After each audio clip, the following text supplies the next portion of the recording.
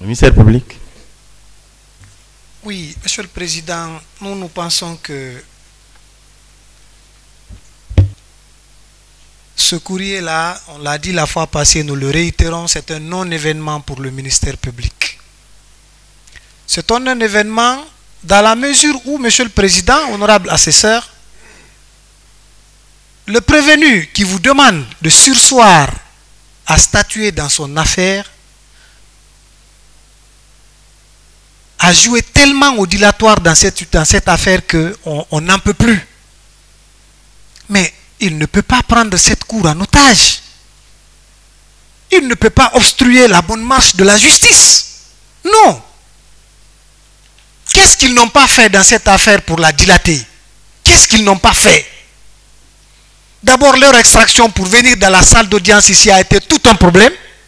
Ils ont voulu que j'annule juste de la violence, mais je leur ai dit, je ne vais pas dans ce sens. On a commencé l'audience, Monsieur le Président, ils ont soulevé une question prioritaire de constitutionnalité. J'ai débattu, j'ai développé ça la fois passée ici. La Cour suprême, d'un revers de main, a évacué cette question. Le dossier vous est revenu pour que les débats soient enfin ouverts.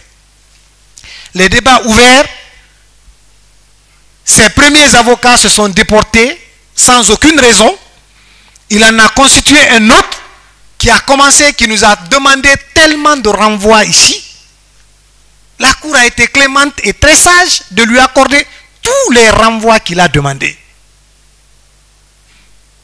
En fin de compte, c'est lui qui vous écrit un courrier. Il se trouve au dossier.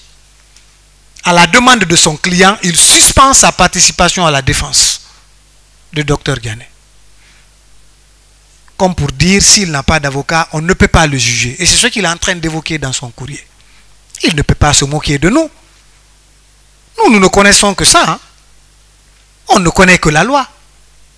Son droit, c'est de lui accorder la possibilité de constituer avocat. Celui-là lui a été accordé. C'est lui, de plein gré, volontairement, qui a dit à ses conseils de suspendre leur participation pour sa défense, pour son assistance. Qu'est-ce que vous voulez, Monsieur le Président? C'est un droit qui lui est accordé. Il a renoncé volontairement.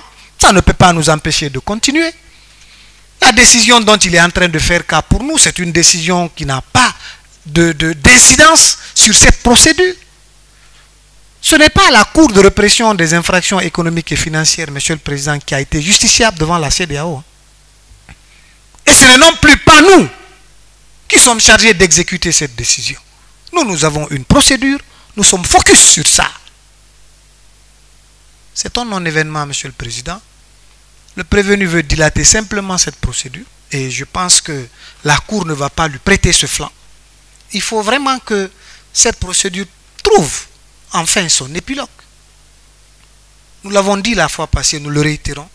Nous sommes venus à cette audience-là, comme l'a dit l'agent judiciaire de l'État. Nous sommes suffisamment prêts pour qu'on en finisse avec les débats, en tout cas aujourd'hui. Considérez que ce courrier, Monsieur le Président, il est vraiment de nature à dilater la procédure et les demandes qui y sont n'ont pas leur raison d'être, en tout cas dans cette affaire. Je vous remercie.